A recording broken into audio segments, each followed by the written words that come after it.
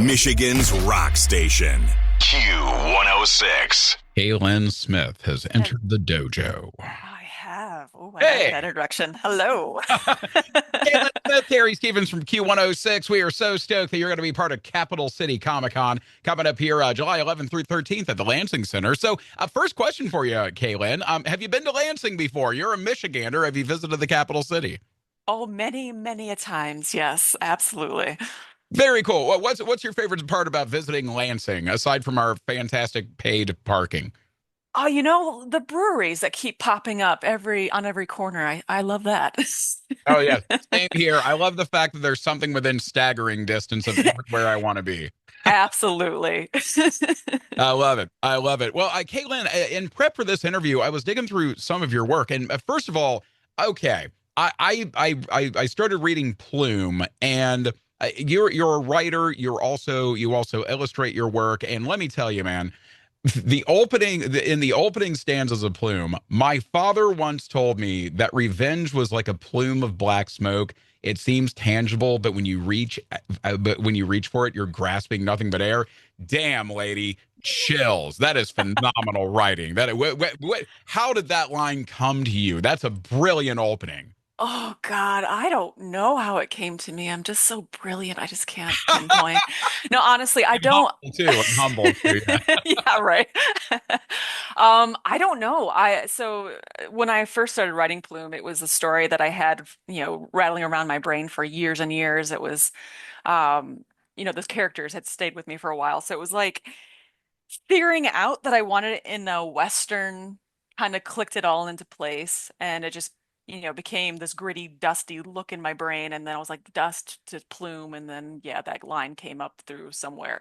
So, I mean, just incredible prose, dude. The muse just kissed you right on the forehead that day.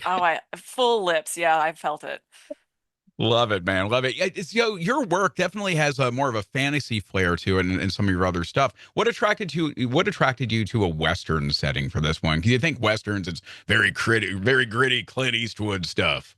Yeah, so I became absolutely obsessed with Red Dead Redemption when it first came out. Oh, there The you go. first, yeah, so many, many hours of work playing that game made me fall in love with the Western genre. I've always loved the Western genre.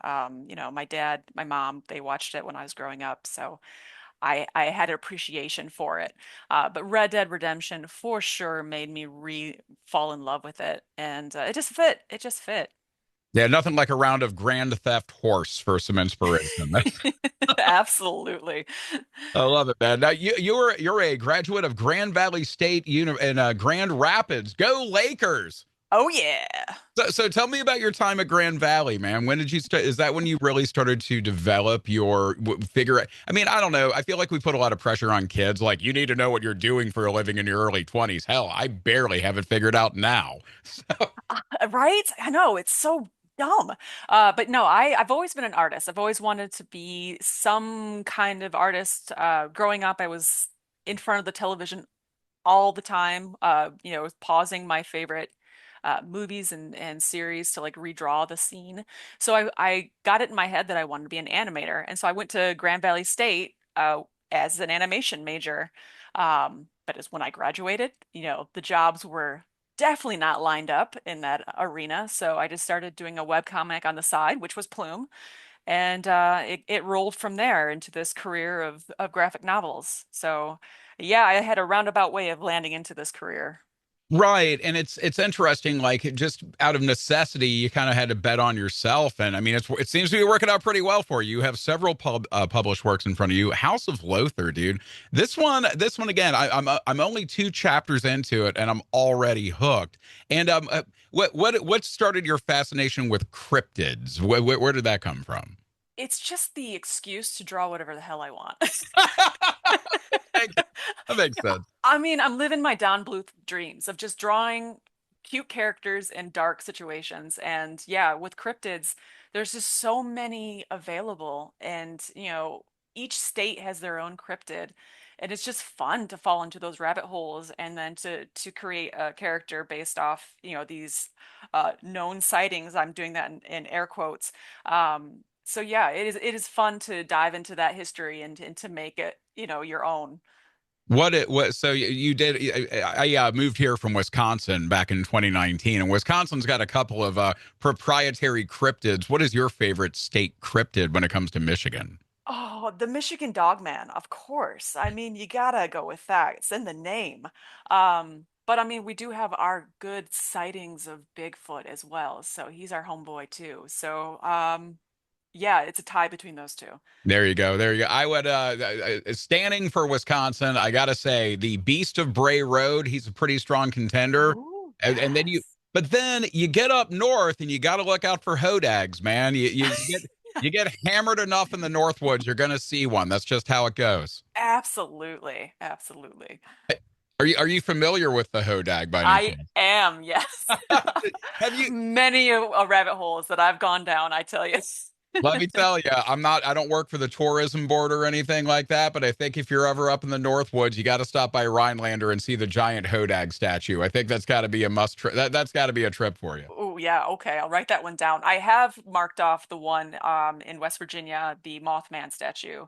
Have Oh, you seen this man? He's got cakes, so he's got a giant cake. So you have to check that out eventually.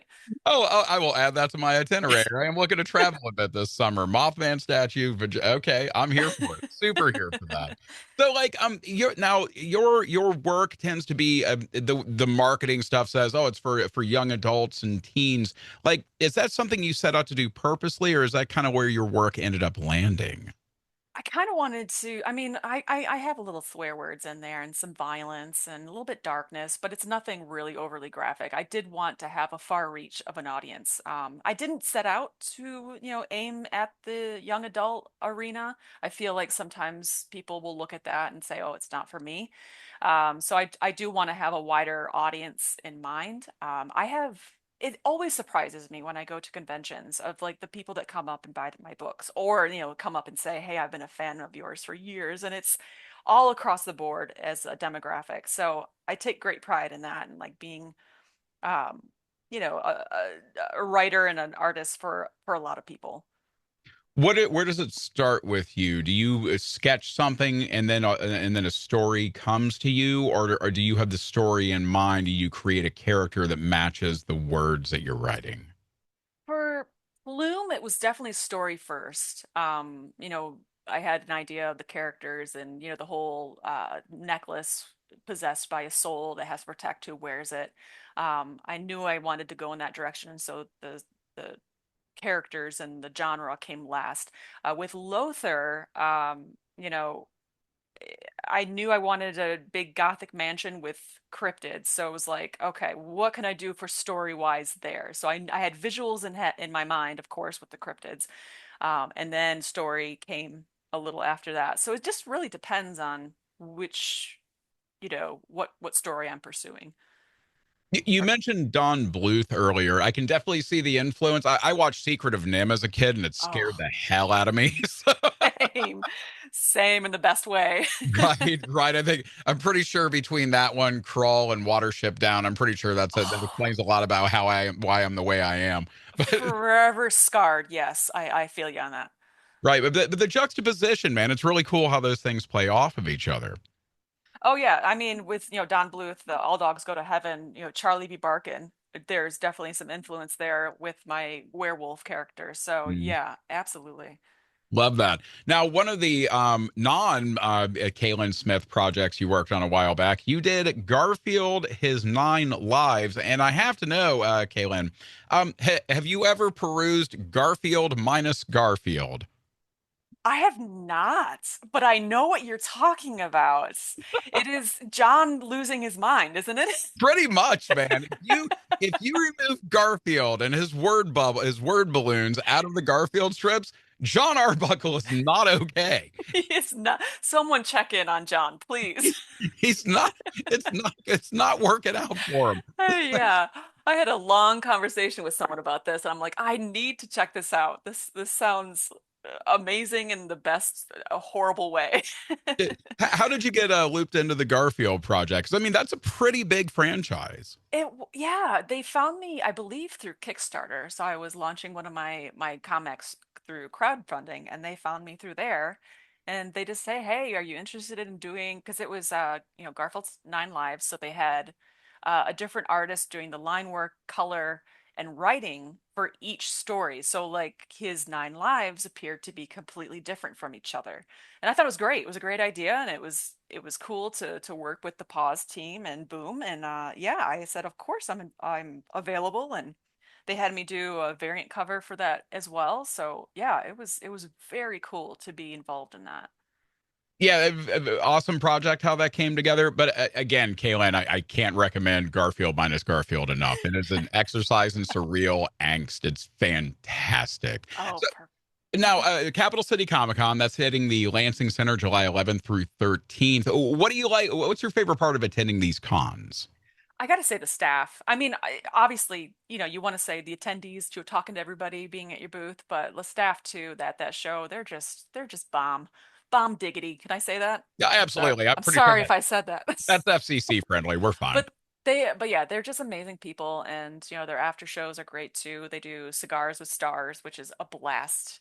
So yeah, I really enjoy that show because they just know how to treat you for sure. Yeah, Tim and Brian, they're excellent dudes too, man. I've enjoyed working with them over the years as well. Oh yes. So they're going to have some gaming stuff set up here. Are you a gamer at all? Do you play with the cardboard crack or the board games or anything? Is that your thing? Yes and yes. Oh, hooray! Yeah, I love video games. I love board games. You slap it in front of me and I'll play it. Of the big CCGs that are out there, your Yu-Gi-Ohs, your Pokemons, your MTGs, do you have a hankering to ever do an illustration for one of the big collectible card games? Oh, bring it on. Will never say no, for sure. So any of them, you're ready to do Pokemon, a Yu-Gi-Oh, or Magic? Okay, I'm Yeah, here for it. yeah. I'm Oh, selfish like that. Bring it. I'm here for it. That's that Michigan hustle. That's what that is, man. That's that Laker hustle, is what that is. Oh, Hell yeah. yeah.